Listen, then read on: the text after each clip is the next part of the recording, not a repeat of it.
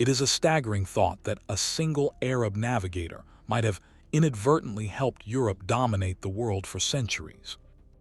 We are haunted by images of heavy Portuguese caravels slicing through waters that had been unknown to them just moments before.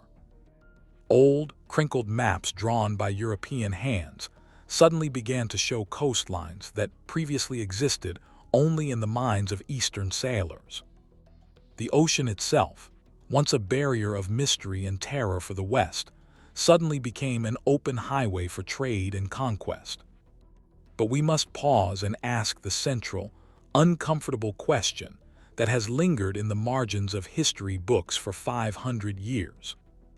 Is it truly possible that the legendary Lion of the Sea, Ahmad ibn Majid, was the specific pilot who guided Vasco da Gama to India? If this accusation is true, it changes our understanding of him from a brilliant scientist to the accidental architect of his own civilization's decline. Yet if it is false, it means we have allowed a convenient lie to tarnish the legacy of one of the greatest maritime minds the world has ever known. To understand the truth, we have to go back before the ships arrived, back to a time when the Indian Ocean belonged to its own people. Let us step away from the European narrative for a moment and look at the reality of these waters in the 15th century.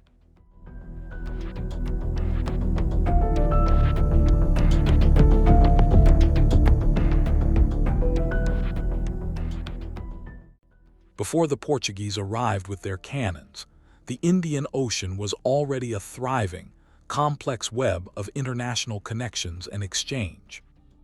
It was a sophisticated commercial network connecting the ports of East Africa, the Arabian Peninsula, and the western coast of India. For centuries, sailors here had not just survived the ocean, they had mastered its rhythms through a deep understanding of the monsoon winds. These winds were not chaotic forces to be feared, but a reliable, seasonal engine that powered the entire economy of the region. The Arab navigators who plied these routes were not merely simple traders looking for profit, but true masters of the maritime domain. They had developed a rich scientific tradition of astronomy and geography that was far in advance of anything existing in Europe at that time. Their knowledge of coastal currents, hidden reefs, and star alignments had been passed down and refined through generations of oral and written tradition. This was a world where the sea was a bridge connecting cultures, rather than a terrifying void that separated continents. They did not need Europe to discover them. They were already the central players in the most dynamic economic zone on Earth. And standing tall at the very apex of this golden age of Arab navigation was one man whose name became legend.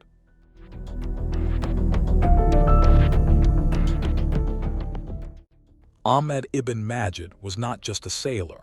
He was an intellectual giant whose mastery of the ocean earned him the title Lion of the Sea.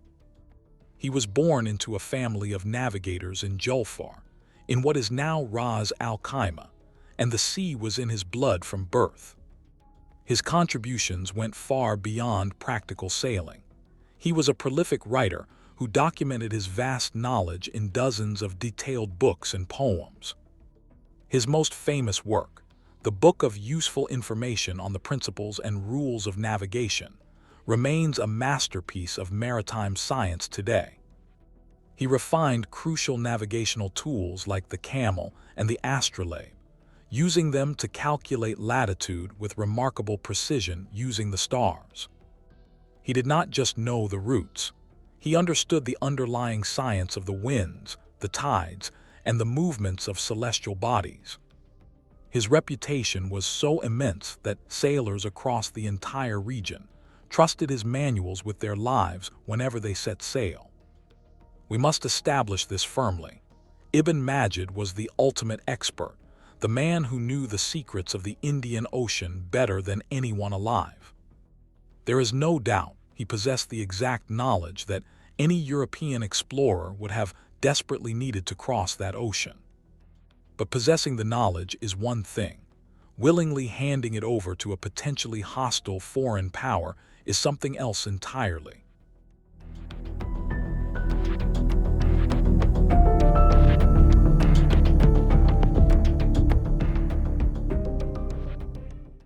While Ibn Majid was mastering the known world, a new and hungry player was emerging from the western edge of Europe, Portugal.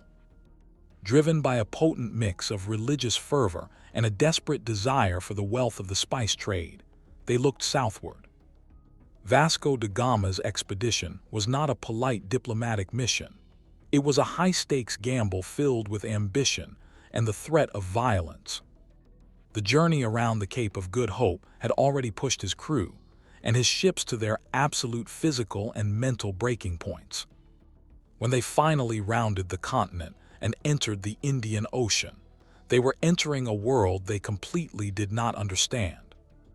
Their heavy ships, built for the rough Atlantic, were ill-equipped for the subtle wind patterns and hidden coral reefs of this new ocean.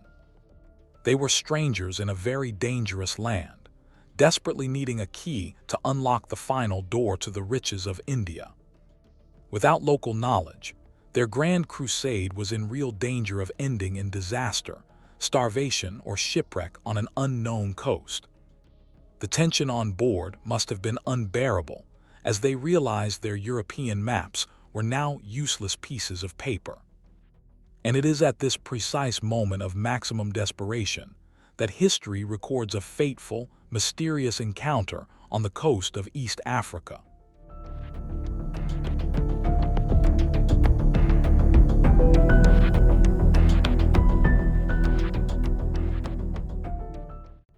The core of the accusation rests on the Portuguese narrative that in Malindi, they finally found the pilot they so desperately needed.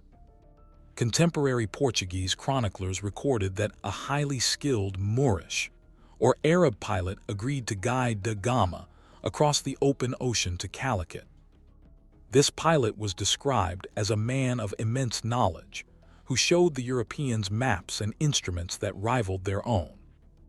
Crucially, the earliest Portuguese sources do not name this pilot. They simply refer to him by his function and his ethnicity. It was only decades later that other historians and writers began to specifically attach the famous name of Ahmad ibn Majid to this anonymous figure. Suddenly, the general Arab pilot transformed into the specific Lion of the Sea, creating a much more dramatic and compelling story. But we must ask ourselves, is the evidence for this specific identification solid, or is it a case of historical connect the dots? Does it make sense that the most famous, respected navigator of his time would simply offer his services to these strange, armed intruders? This is the moment where the accepted history begins to feel less like a recording of facts and more like a construction of a narrative. We need to treat this not as a settled historical fact, but as an active crime scene that requires careful forensic investigation.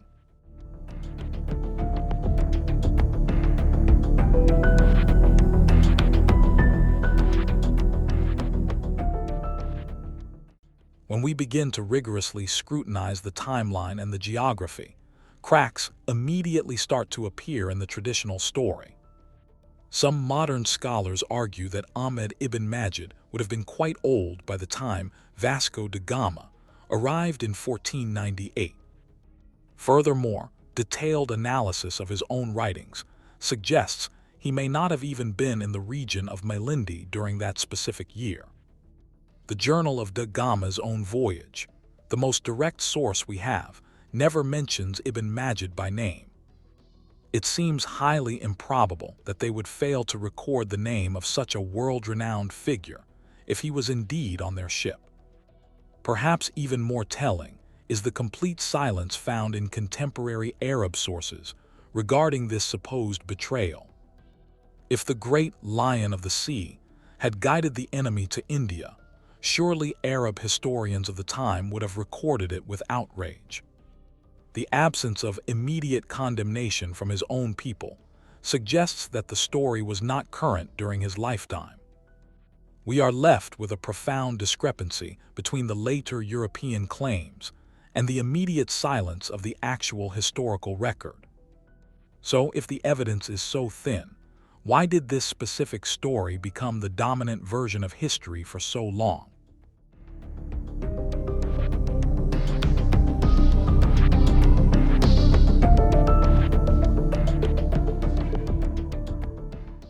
History is rarely just about what happened. It is often about what people need to believe happened to serve a present purpose. For the Portuguese, having the greatest Arab navigator pilot, their fleet added immense prestige and legitimacy to their voyage.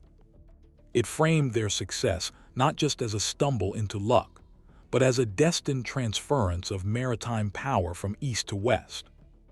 It made a better story for the history books back in Lisbon to say they were guided by a legend rather than an anonymous sailor.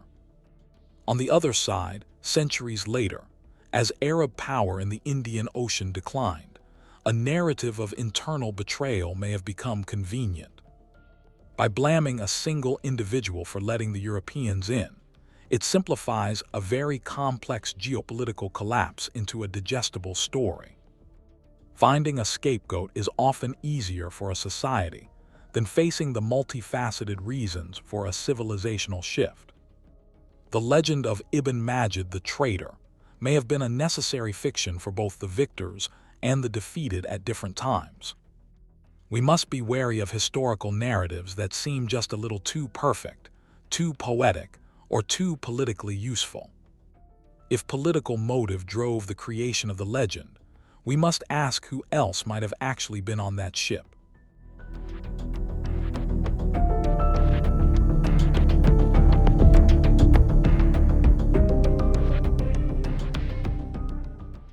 If it was not the famous Ahmad ibn Majid, then who was the mysterious pilot who changed the course of history?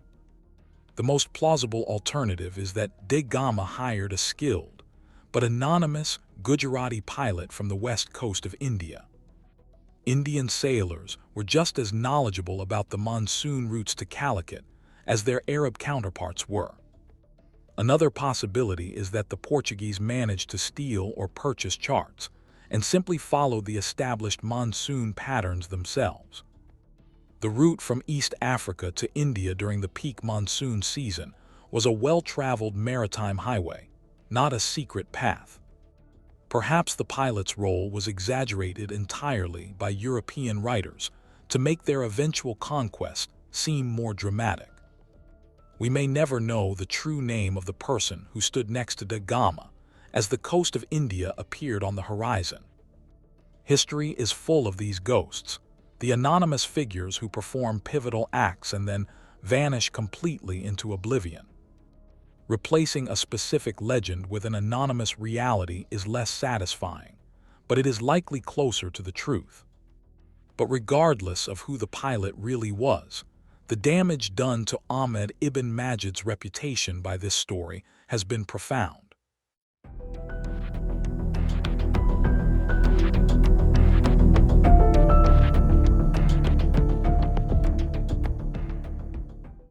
The persistent legend of the traitor pilot has cast a long, undeserved shadow over the brilliant legacy of Ahmad ibn Majid.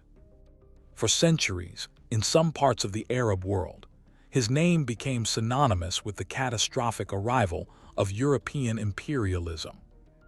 This single, highly contested moment has often overshadowed a lifetime of incredible scientific and literary achievement.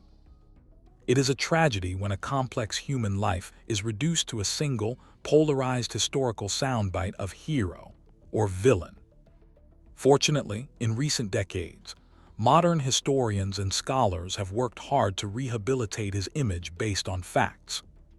There is a concerted effort today to celebrate him for what he truly was, a pioneer of navigation and a scientist of the sea. We owe it to the past to view its figures with nuance, recognizing them as people operating within their own time and circumstances. The real Ahmad ibn Majid deserves to be remembered for his brilliance, not for a role in a play he likely never auditioned for. He was a man who dedicated his life to mastering the ocean, not to handing it over to another power. As we look back, we must recognize the human cost of allowing convenient myths to replace messy, complicated truths.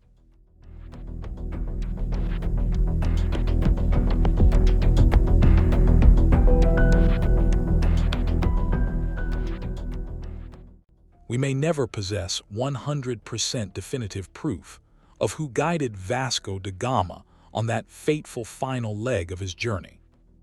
The distance of 5 centuries and the scarcity of unbiased sources make a final, absolute verdict almost impossible.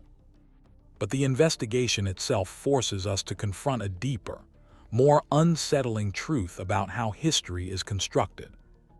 Is history simply a collection of facts? Or is it a narrative written by the winners to justify their victory? Do the powerful get to decide decades later who was a hero and who was a traitor in the stories we tell? The ocean itself remembers nothing. It has swallowed the ships of Arab, Indian, and Portuguese sailors with equal indifference. The sea does not have favorites, and it does not recognize borders, empires, or historical grudges. It is we humans who project our ambitions, our fears, and our need for heroes and villains onto its endless waves. Perhaps the ultimate truth is that the currents of history, like the currents of the ocean, are too complex for any one man to control. And in the end, the sea keeps its secrets, leaving us only with our stories, our questions, and the endless horizon. If you want to join us as we continue to unravel history's greatest mysteries, please subscribe to the channel and ring that notification bell so you never miss an investigation. Please leave a like and share this documentary if you believe that seeking the truth about our shared past is more important than accepting easy legends. And most importantly, share your thoughts in the comments below. Do you believe Ahmad ibn Majid was unfairly framed by history, or is there more to the story?